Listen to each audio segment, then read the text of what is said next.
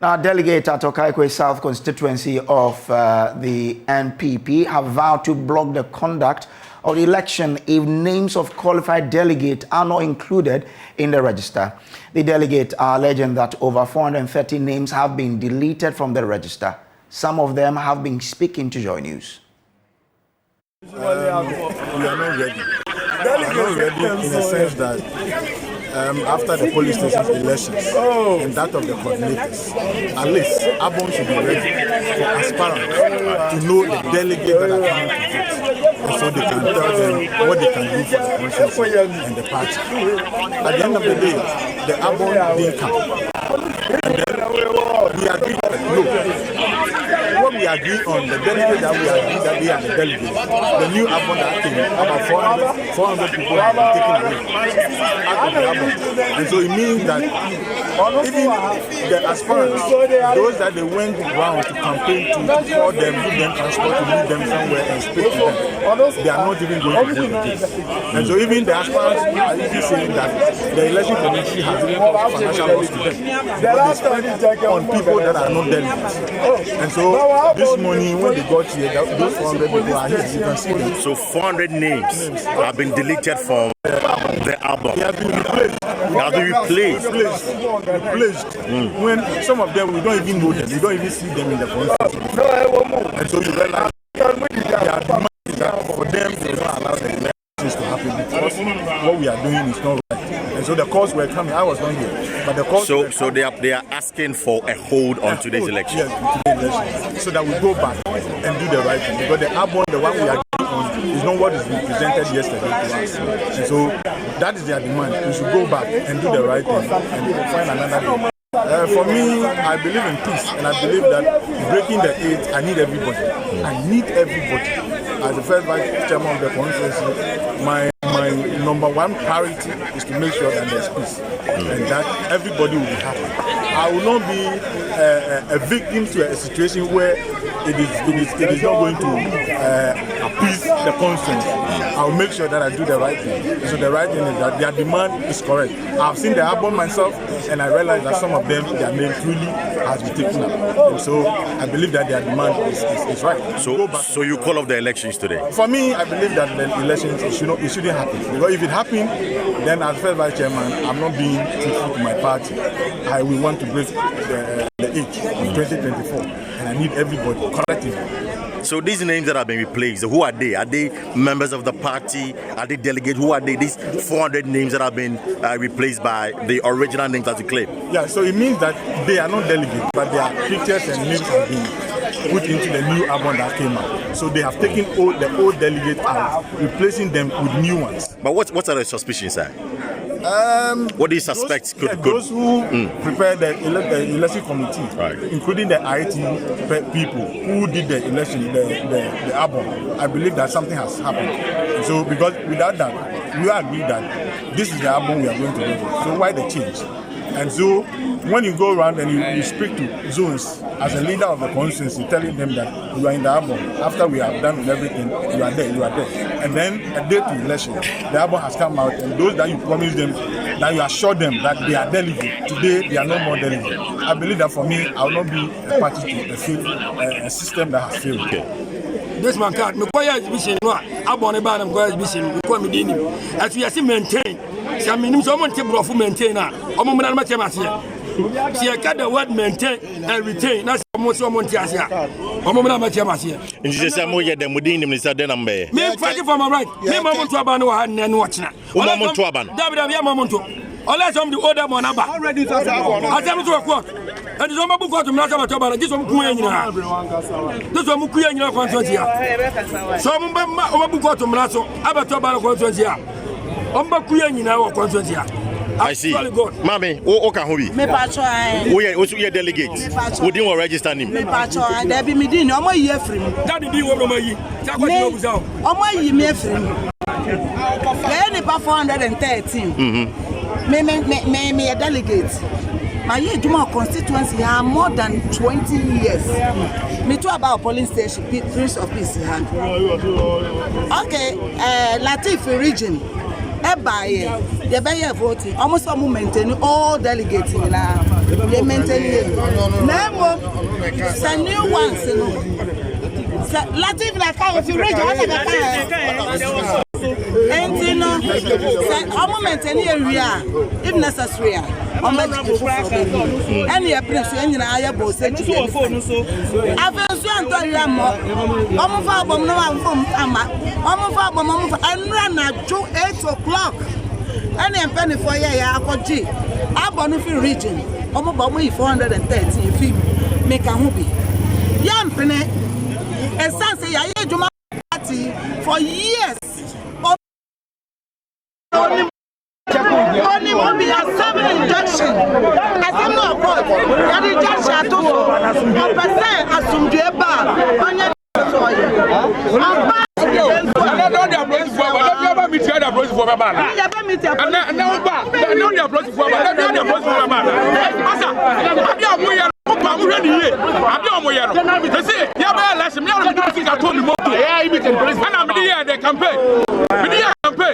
and I'm going to be free. Now they are now going to see a country. Anybody else on it? Messi would be and never would be your say. They are not ready. They are new members. So they are changing their members.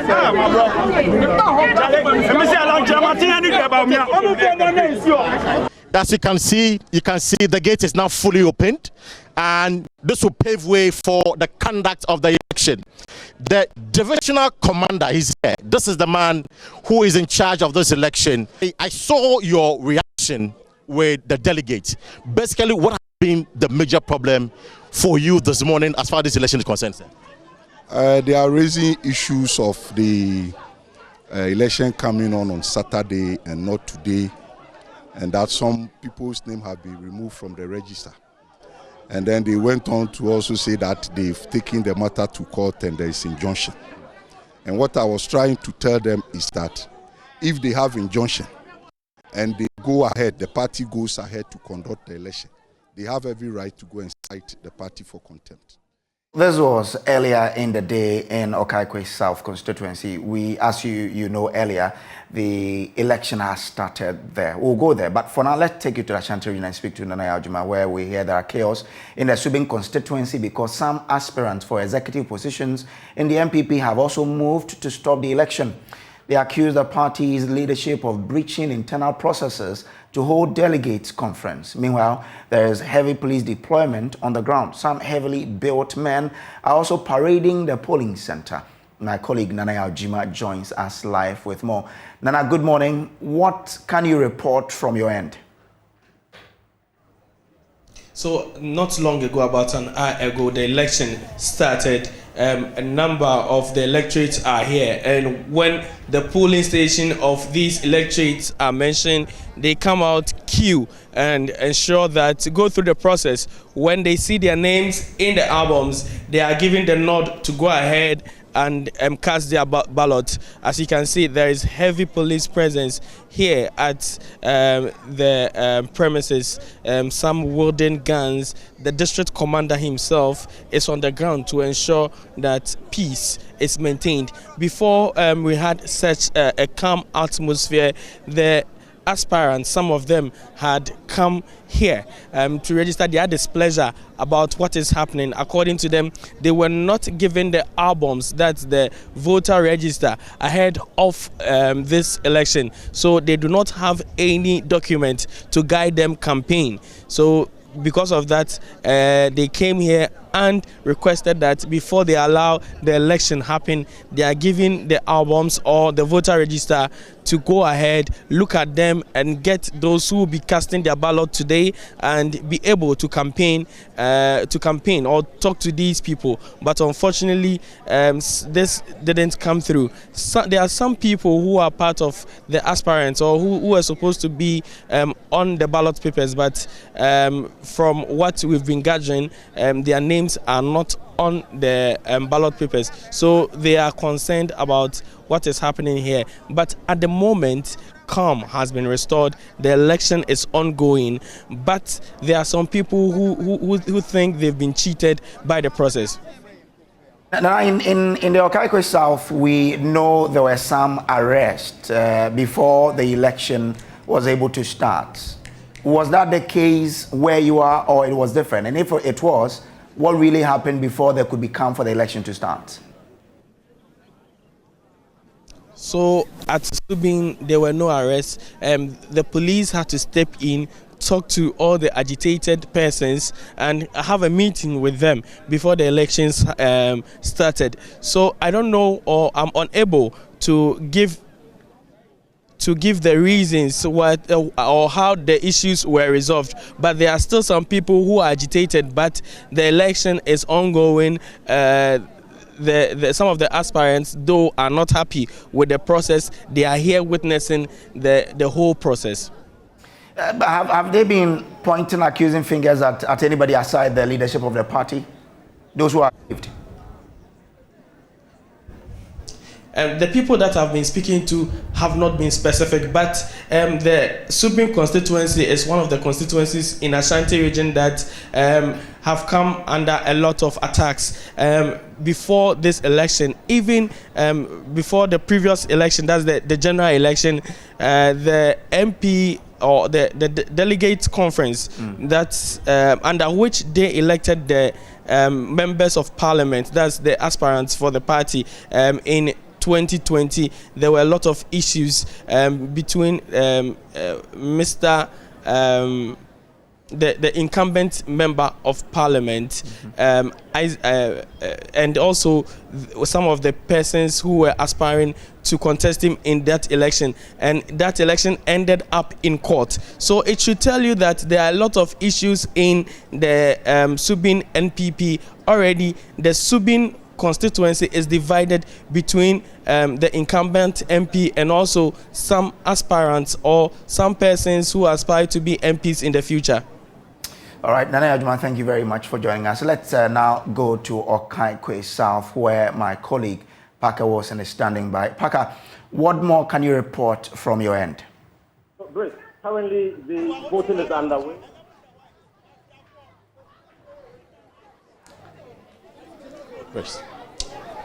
Right, so Brice, currently the voting is underway. The police is inspecting accredited delegates before they gain entry to the voting grounds before they cause any kind of confusion, because the police says that anybody who will misbehave will be arrested. I can confirm to you that 5 persons have been arrested earlier for what the police says obstructing the lawful duties of the Ghana Police Service. Some of the women who earlier complained to me that their names were not captured in the voters register are here. Let me try and engage some of them. Mamuwe, her name is not in the voters register. Mamuwe is also same. Madam, Ceciano, Namo say, Mumpene, Ceciano, but voting a question, then I'm going to move back, Kama John Boadu, Yadin Kama John Boadu, Alpha Koma Nanado, because to John Boadu, no Nimia Kosuna, or him. It is a young year, Muslim maintain 815 delegates. 50 delegates. Why you 413? Then I'm going to say the election. Then I'm going to say, yes,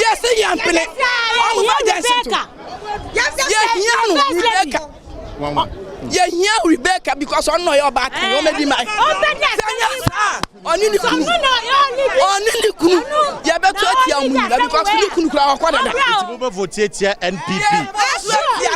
sure. We are voting against NPP. If Madam, but there's a party you are a delegate of. Listen, I can die for NPP, but in this situation, there, no way. No way. We all don't deserve this. We work very hard for it. Nana can testify to this, that we work for it. Yeah, sorry, can be a delegate. We've really worked hard for it. It is a nana say I meant, yeah, returning another. Let's say, now we say we don't deserve to be delegate. What are you trying to tell us? Are you going to vote against your MP? Yes. And the is that what you're saying? Oh, Mr. Man, you don't need to be told. You don't need to be told.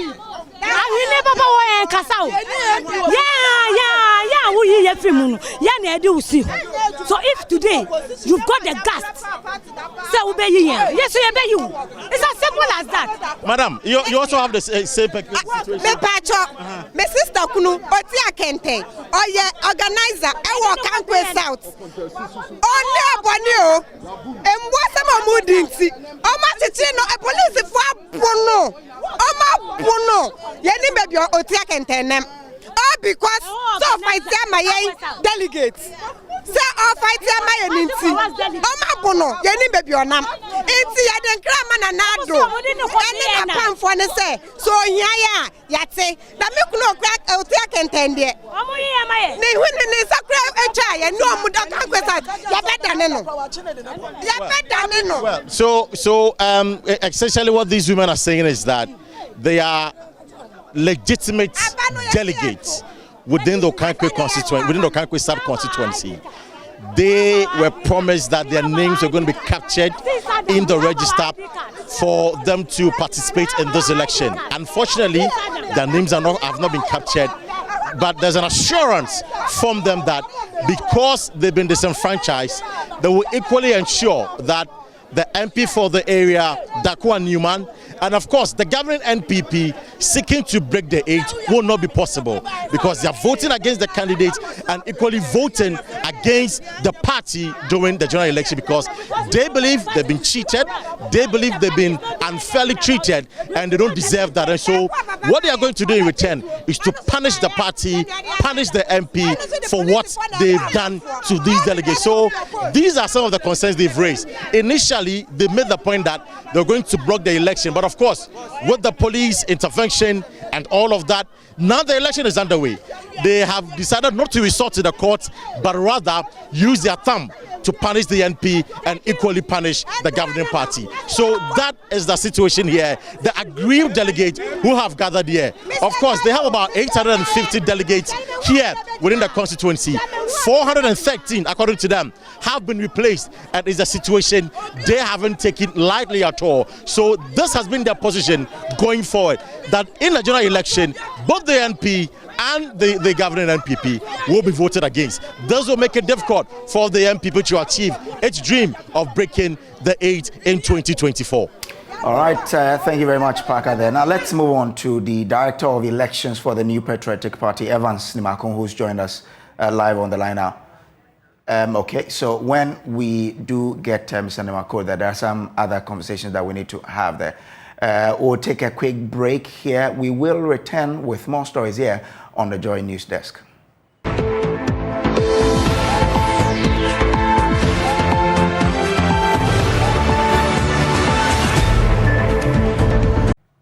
Welcome back from the break. Now, let's still stay with the MPP elections and take you to the Ashanti region, where the aspiring chairman of Subin constituency, Mark J, says the date for the election was set in less than 24 hours, denying them of voters register. Okay. Yesterday, there was a meeting. They called that meeting emergency meeting. What emergency meeting was that? The emergency was we have to hold the elections tomorrow. Not giving a chance to speak to one delegate. No, I don't have the album. And I don't even have a polling agent, all right, to write my results for me. Okay, so how do I go on? Is that the way in the, elections are conducted in our system in NPP? No, that's not the way.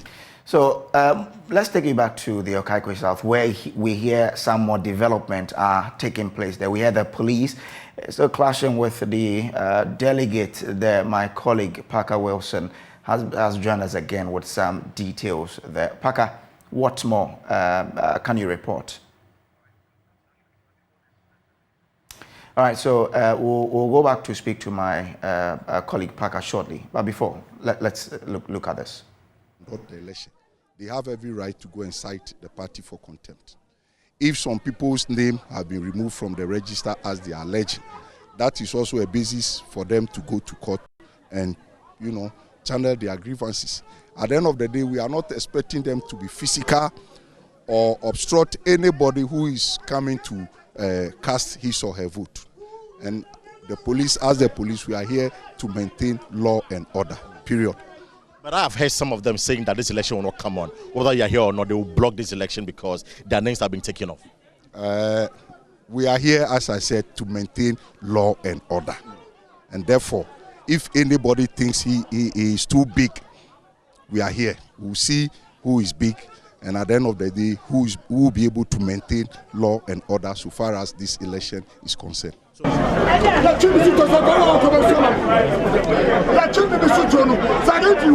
cry for me. You're looking at me. You're from the Dimagria, Papa Evans. You're changing to a crack at them, another quarter. You're changing to no way. It's a question. One question, one answer. Answer my question. 2016, you're changing for dynamic again. Dynamic again. You're changing to a crack at them. I'll go over, I don't care. You're changing to a crack at me. Satan, another quarter. So tell them. This is estimate now. So until you don't go to school, that's right. Me tell you what you say. Oh, you know. Sure.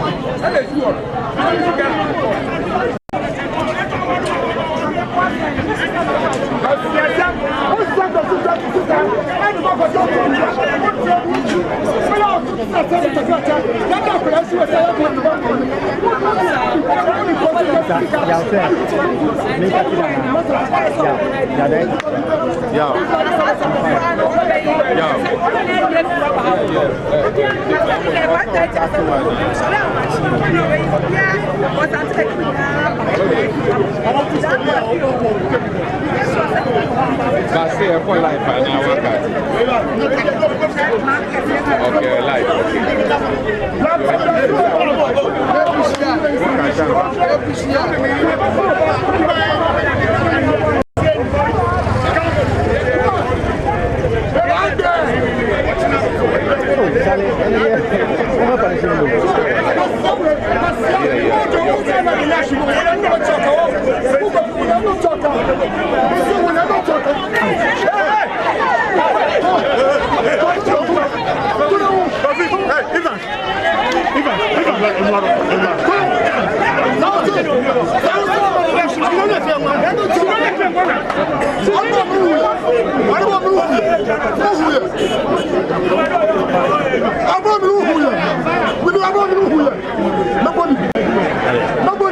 Fight, the two of them fight.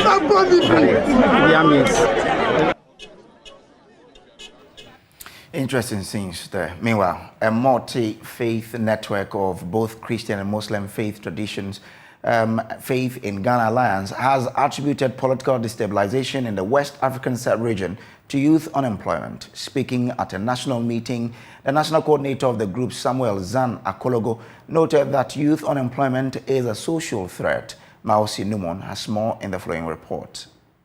Ghana has over the years experienced electoral violence, but the peak of it was in the year 2020 general elections, which led to the death of about 8 persons. Even though some acts of election violence are sometimes perpetrated by state security agencies who are supposed to be knowledgeable about the electoral process, the national coordinator of Faith in Ghana Alliance, Samuel Zan Akologo, is blaming the ordinary citizen. It's a painful fact. We put this label on politicians, but the politicians are too few to perpetrate election violence. I will agree with you if we talk about them as being the architects. You know, it is their actions that lead to election violence. But actually, those who perpetrate election violence are ordinary people in communities. You know, so they come from families, they come from villages, they come from mosques, they come from churches. You know, they are part and parcel of us. He also attributed political destabilization in the West African region to youth unemployment. But the issue of, political destabilization in the region is much bigger than that. There are different notions about discontentment, about governance. So people are reacting. One example, the level of youth joblessness, unemployment, hopelessness is alarming. That is a social threat to many countries. So we need to pay attention to that. But there is the other dimension of extremist groups infiltrating in countries and, as it were, educating and informing people about doctrines of violence. So we need to pay our attention to that also, to see how we can nip any early signs of extremist groups' influence in our societies. Again, religion or religious groups are the best organizations to work in this area, and we are planning so to do. The Alliance says plans are underway ahead of the 2024 general elections to ensure a violence-free election in the country. Mausi Numun's report for JoyNews. So our eyes are still at where the elections are ongoing. There will be more of that on this bulletin and our subsequent bulletins. We'll be bringing you an update from there. And you can also log on to myjoyonline.com for more pictures and videos from the scenes. But let's now do some other stories. Act together to build a positive safety and health culture. That's the theme for this year's World Day for Safety and Health at Work, which falls today. April 28 was set aside by the International Labour Organization, ILO, to create awareness on the need for the institution of occupational safety and health systems to ensure safety of workers in their working environment. As we prepare to mark May Day, we want to put the spotlight on the Ghanaian worker and their safety and health at work as we have it now. How good or bad is Ghana's occupational health management system? We'll get an expert thought shortly. But first, let's get into the life of a typical Ghanaian worker and appreciate how it feels like in working environment. Joining us live is Johnny Kumi, not his real name anyway, who works in the construction industry for more. Johnny, welcome to JoyNews. Tell us the nature of your job.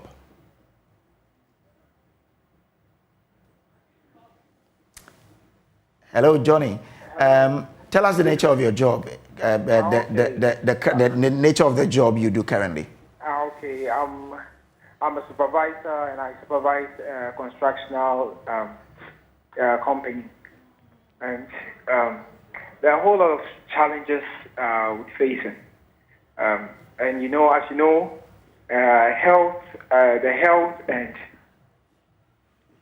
health is very important, and the safety is very important for every worker.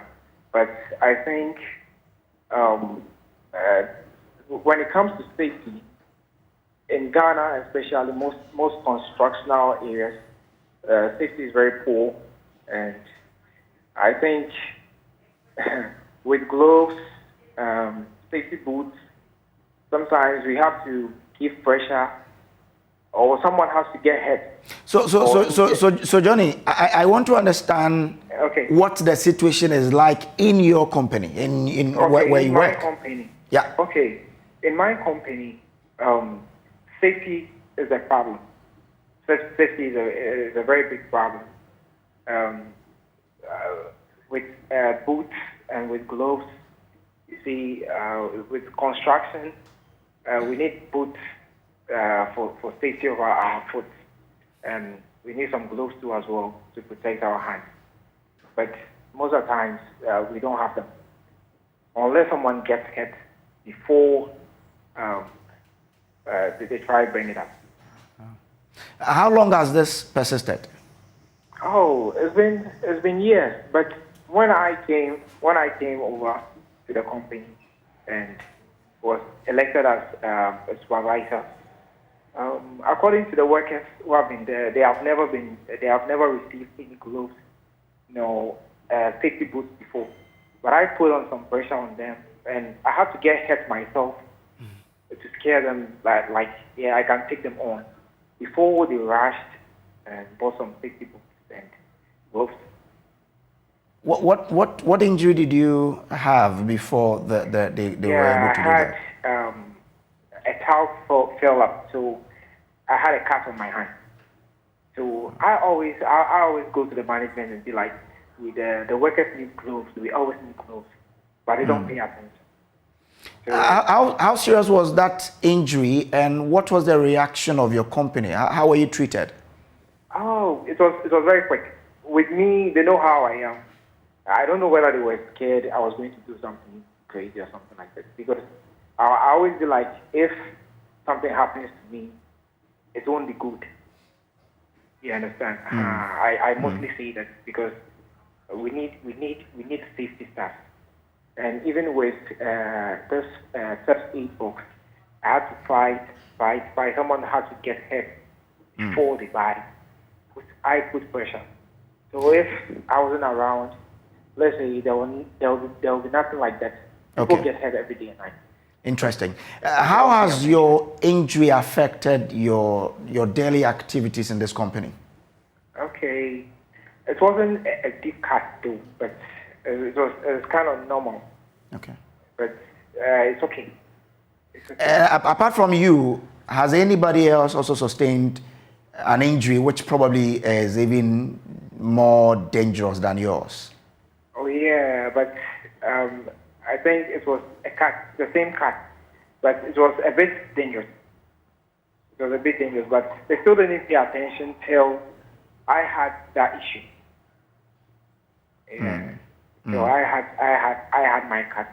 So the way I reacted, with my reaction, I don't know, maybe that got them scared for them to go buy the gloves that day and the safety boots. Okay.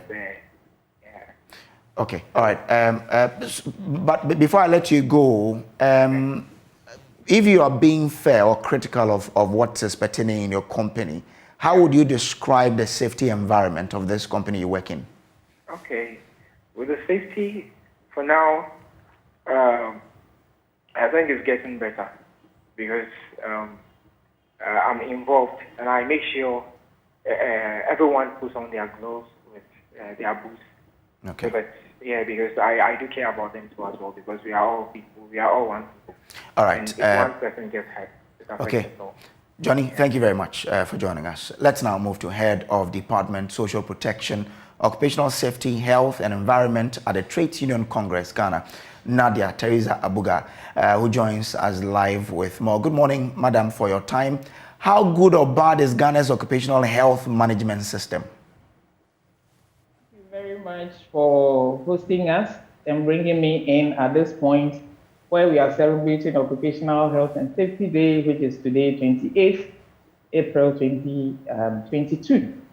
I was watching from Johnny and you could see the losses that might have been going on at where Johnny worked. If you want to talk about how occupational health and safety looks like in this country, it will be difficult for me to sit here at this point because I may not be having a very good data, not moving from one organization to the other. Okay. But I could see and I feel that we may not be doing best when it has to do with occupational health and safety.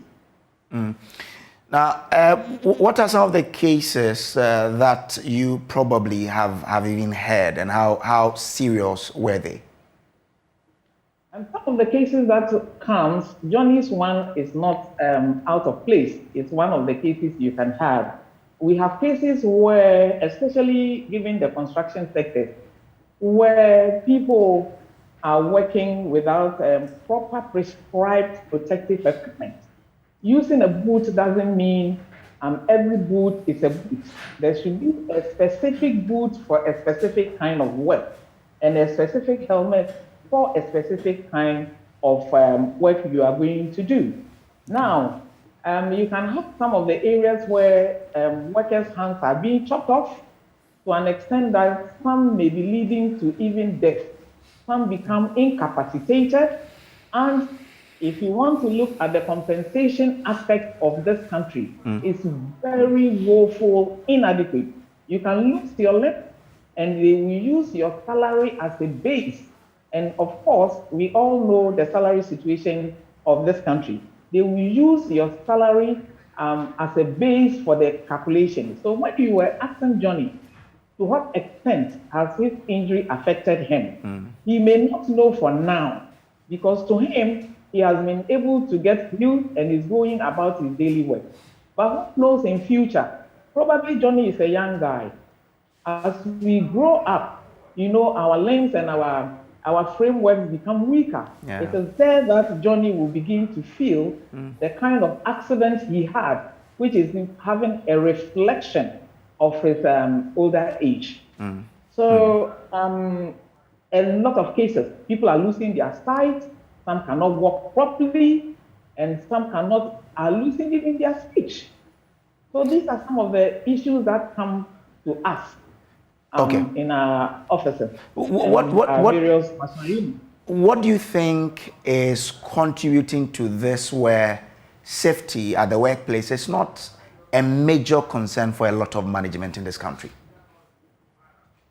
Well, this is an issue, very simple. Every employer seeks to be looking for more money.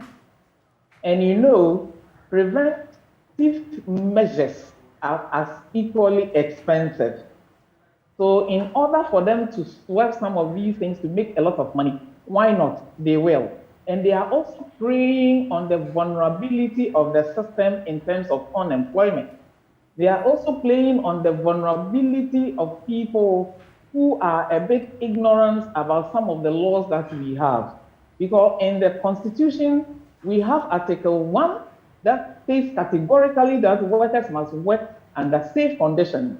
If you come to the Labor Act, provisions are spelled out, but is to enforce it. The enforcement now gets back to the Labor Department under the Ministry of Labor and Ministry of Employment and Labor Relations. And therefore, the Factories and Inspectorate Department is supposed to make sure they go around and see the kind of environment people are working under. But you know, as you may be aware, even the department, the sight of it even will not give you that hope.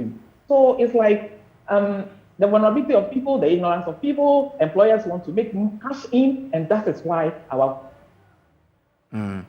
Well, very interesting thought there.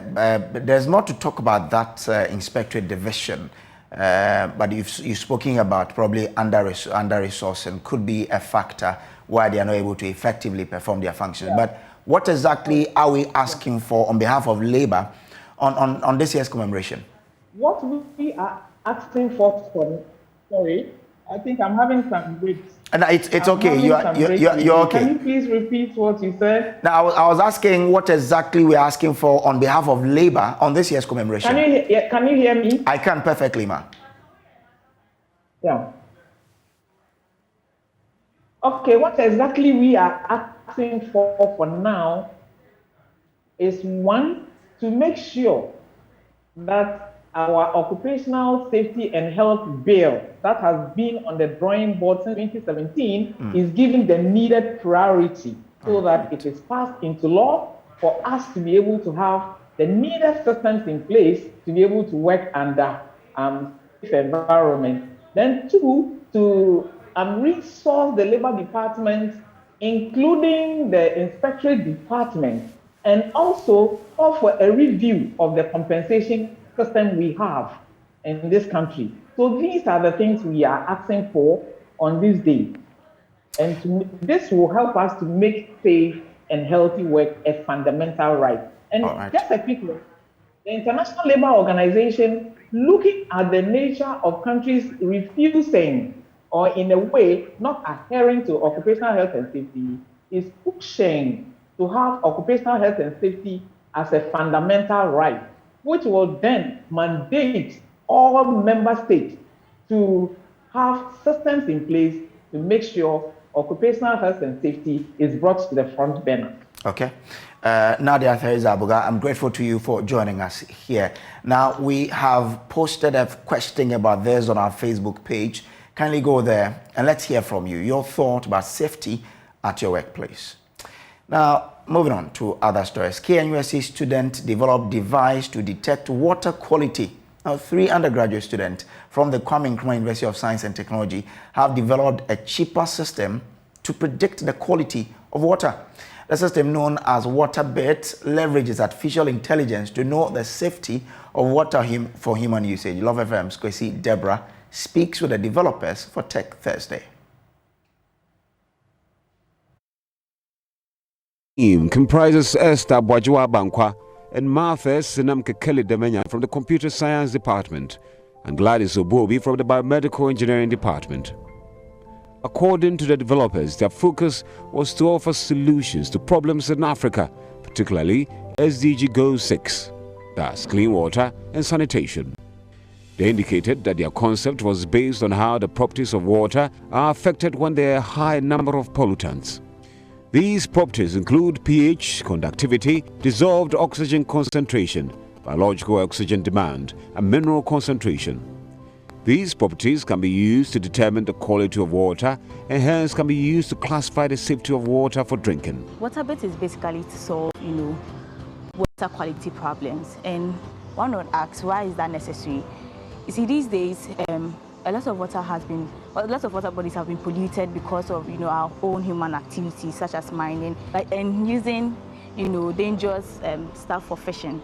So most of our water bodies are not consumable anymore. So we seek to solve the problem whereby scientists would have to go to take water samples and then they'll have to do several tests on it before they get the accurate, contamination in the water. But our device seeks to just gives you just one percentage at which the water is considered.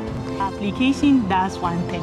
It simply determines the quality of water for anyone. Even it's so simple that even a layman in the village can use it. So we employ the use of AI, machine learning, big data, IoT, and then MindSport in developing our application. We also had a mobile application where we connect the application to we had probes, and then we connect our probes to our mobile application. And then the application gives indications as to how quality the water is and how safe it is to consume.